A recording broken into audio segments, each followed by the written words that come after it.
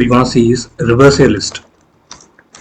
So first what I'm going to do is like I'm going to assign a list, like just randomly I'm just giving some numbers.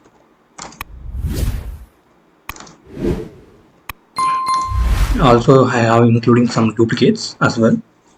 Not necessary, but you can empty list, and after that I'm going to use that for loop for I in L, which gives the list in the, which having the number in the L, it will give the all the list one by one. I'm going to execute this. You can see here all this will be displayed here. So what we are going to do is next the logic will be applied.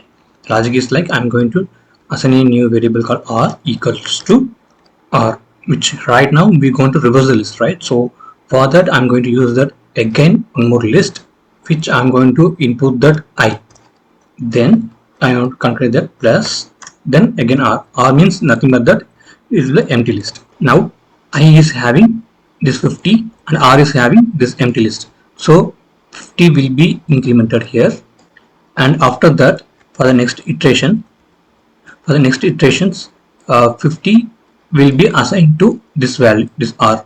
Then after next iteration 15 will be coming here, here the 15 will be added. So what it happens is here 15 will be printed and it will be going to store into r. And now what we are going to use next step, just we are going to print this one, print r. Why I am printing here for loop instead of here, you can check here like on step by step it will execute, but only we need the final answer. So only I'm going to print this in the for loop, not inside the for loop, on the for loop.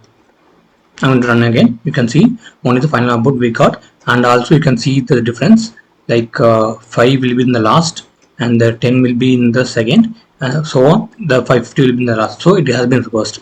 We also have one more method, and just command this one. I'm going to reverse a list using slice operator.